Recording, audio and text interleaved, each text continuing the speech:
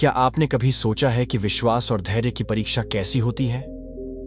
Bible की महानतम कहानियों में से एक अब्राहम, सारा और हाजिर की कहानी हमें यही सिखाती है। यह सिर्फ एक ऐतिहासिक कथा नहीं, बल्कि आज भी हमारे जीवन में प्रासंगिक है। इस कहानी में प्रेम, संघर्ष, विश्वासघात और परमेश्वर की योजना के रहस्य छुपे हुए हैं। आज हम इस अद्भुत यात्रा की शुरुआत करेंगे, हाजिर की कहानी। यह कहानी केवल घटनाओं का विवरण नहीं, बल्कि हमारे लिए एक प्रेरणा है कि हम अपने जीवन में कैसे विश्वास रखें, धैर्य बनाए रखें और परमेश्वर की योजना को समझने का प्रयास करें। तो इस सफर में हमारे साथ बने रहिए और इस रोमांचक यात्रा को अनुभव कीजिए। बहुत समय पहले एक समृद्ध और सम्मानित व्यक्ति अब्राम अपनी पत्नी सारा के साथ कनान देश में रहता था। वह न केवल धनी था, बल्कि वह ईश्वर का चुना हुआ व्यक्ति भी था। ईश्वर ने अब्राम को आशीर्वाद दिया था कि उसकी संतानों से एक महान राष्ट्र का जन्म होगा। लेकिन एक समस्या थी, सारा बांझ था। वर्षों तक उन्होंने संतान के लिए प्रार्थना की, लेकिन कोई उत्तर नहीं मिला। सारा, जो अपने पति से बहुत प्रेम करती थी, धीरे धीरे चिंता और निराशा से घिरने लगी। उसने महसूस किया कि अब्राम की संतान न होने से ईश्वर की प्रतिज्ञा पूरी नहीं हो पाएगी। उस समय समाज में यह प्रथा थी कि यदि पत्नी संतान पैदा न कर सके तो वह अपनी दासी के माध्यम से संतान प्राप्त कर सकती थी। सारा के पास एक मिस्री दासी थी जिसका नाम हाजिर था। वह एक साधारण स्त्री थी जो सारा की सेवा में हमेशा तत्पर रहती थी। सारा ने अब्राम से कहा, मेरे पास एक उपाय है। यदि मेरी दासी हाजिर तुम्हारे साथ संतान उत्पन्न करे तो हम उसे अपनी संतान के रूप में पाल सकते हैं। शायद यही ईश्वर की योजना है। अब्राम ने पहले संकोच किया, लेकिन सारा के आग्रह पर वह मान गया। हाजिर को यह प्रस्ताव दिया गया और उसने इसे स्वीकार कर लिया। जल्द ही वह गर्भवती हो गई, लेकिन यहां से कहानी में एक नया मोड़ आया। हाजिर गर्भवती होने के बाद सारा को हेय दृष्टि से देखने लगी। सारा, जो पहले ही संताप में थी, यह बर्दाश्त नहीं कर सकी। उसने अब्राम से शिकायत की, यह सब तुम्हारी वजह से हुआ है। हाजिर अब मुझे अपमानित कर रही है। अब्राम ने उत्तर दिया, वह तुम्हारी दासी है। तुम उसके साथ जैसा उचित समझो वैसा करो। सारा ने हाजिर को इतना तंग किया कि हाजिर को घर छोड़कर भागने पर मजबूर होना पड़ा। वह रेगिस्तान में अकेली, थकी और डरी हुई थी। लेकिन तभी एक अद्भुत घटना घटी। एक स्वर्गदूत हाजिर के सामने प्रकट हुआ। उसने कहा, हाजिर, तुम कहां जा रही हो? हाजिर ने उत्तर दिया, मैं अपनी स्वामिनी सारा के व्यवहार से तंग आकर भाग रही हूं। स्वर्गदूत ने कहा, डरो मत, परमेश्वर ने तुम्हारे दुख को सुना है। वापस जाओ और अपनी स्वामिनी के अधीन रहो। तुम्हारा पुत्र होगा और उसका नाम इश्माएल रखना, क्योंकि परमेश्वर ने तुम्हारे कष्टों को सुना है। तुम्हारा पुत्र एक महान राष्ट्र का पिता बनेगा। यह सुनकर हाजिर को परमेश्वर की उपस्थिति का अनुभव हुआ। उसने उस स्थान को बीर लहाई रोई कहा, जिसका अर्थ है वह ईश्वर जिसने मुझे देखा। हाजिर लौट गई और समय आने पर उसने एक पुत्र को जन्म दिया, जिसका नाम इश्माएल रखा गया। अब्राम खुश हुआ, लेकिन यह केवल कहानी की शुरुआत थी। हाजिर और इश्माएल का संघर्ष अभी समाप्त नहीं हुआ था। समय बीतता गया और इश्माएल बड़ा होने लगा। हाजिर ने अपने पुत्र को बड़े प्रेम से पाला। अब्राम भी इश्माएल को प्यार करता था, क्योंकि उसे लगता था कि यही उसका उत्तराधिकारी होगा। लेकिन ईश्वर की योजना कुछ और थी। एक दिन जब अब्राम 99 वर्ष का हुआ, तब ईश्वर ने उससे कहा, मैं तुम्हें आशीष दूंगा और तुम्हारी पत्नी सारा एक पुत्र को जन्म देगी। उसे इसहाक कहा जाएगा और उसी के वंश से मेरा वाचा स्थापित होगी। अब्राम और सारा इस बात से अचंभित थे, क्योंकि सारा अब वृद्ध हो चुकी थी। लेकिन जैसा कि ईश्वर ने कहा था, समय आने पर सारा ने इसहाक को जन्म दिया। पूरा परिवार आनंदित था, लेकिन हाजिर और इश्माएल के लिए यह एक नया संघर्ष लेकर आया। जब इसहाक कुछ बड़ा हुआ, तब सारा ने देखा कि इश्माएल उसके पुत्र के साथ खेल रहा है। सारा को यह बात पसंद नहीं आई। उसे डर था कि इश्माएल, जो पहले पुत्र था, उसके बेटे की विरासत छीन सकता है। सारा ने अब्राम से कहा, इस दासी और उसके बेटे को घर से निकाल दो।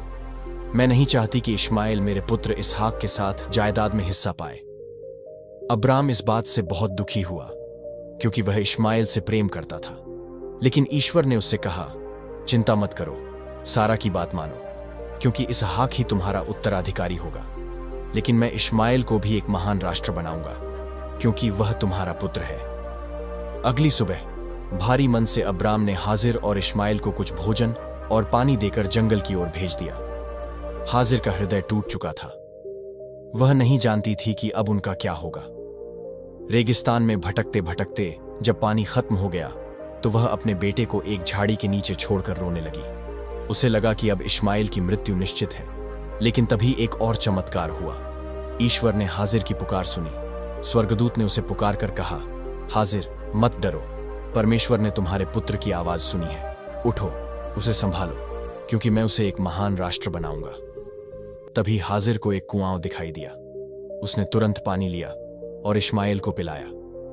ईश्वर ने उनकी रक्षा की और आगे जाकर इश्माएल वास्तव में एक महान राष्ट्र का जनक बना। इश्माएल और हाजिर रेगिस्तान में जीवित तो बच गए थे, लेकिन उनका सफर आसान नहीं था। वे बेरशेबा के रेगिस्तान में बस गए।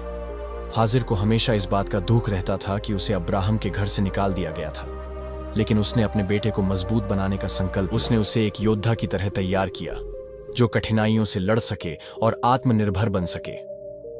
समय के साथ इश्माएल बड़ा हुआ और एक वीर और साहसी शिकारी बन गया। उसने रेगिस्तान के कठिन हालातों में जीने की कला सीख ली। हाजिर ने मिस्र से एक महिला को उसकी पत्नी के रूप में लाने की व्यवस्था की और जल्द ही इश्माएल का परिवार बढ़ने लगा। इश्माएल के 12 पुत्र हुए, जिन्होंने आगे जाकर 12 जनजातियों की स्थापना की।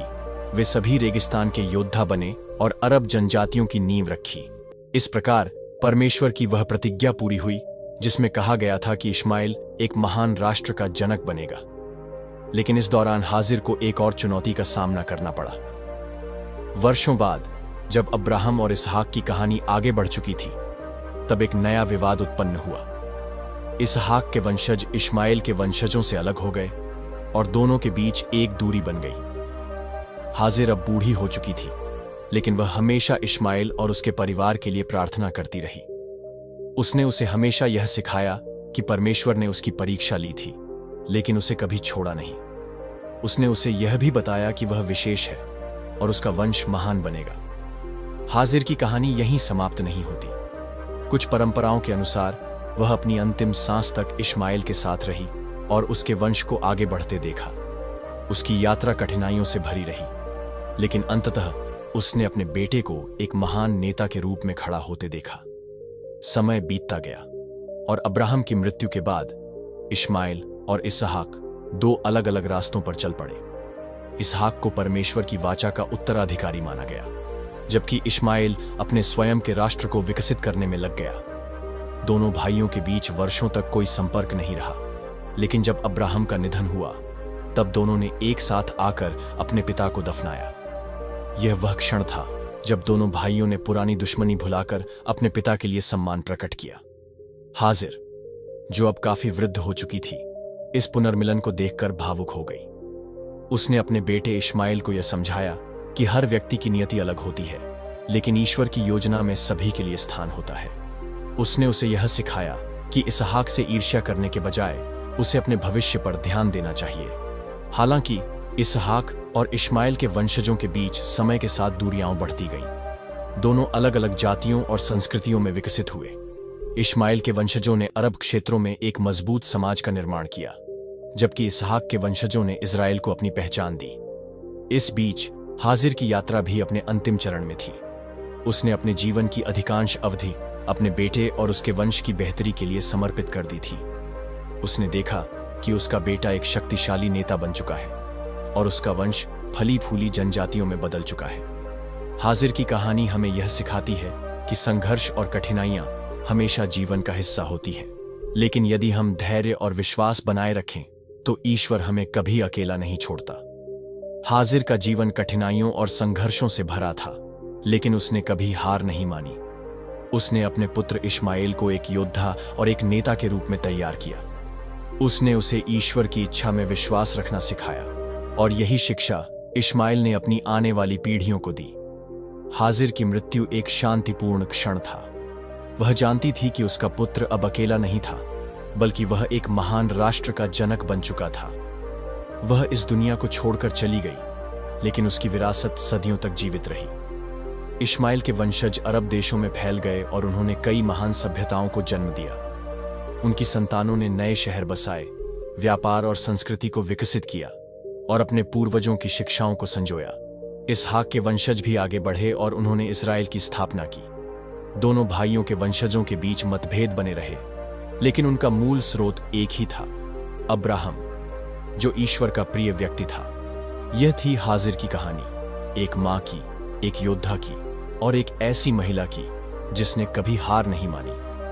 अगर आपको यह वीडियो पसंद आया हो तो कृपया लाइक करें, शेयर करें और हमारे चैनल को सब्सक्राइब करना न भूलें। परमेश्वर आपको आशीष दें। यीशु मसीह के नाम में, आमीन।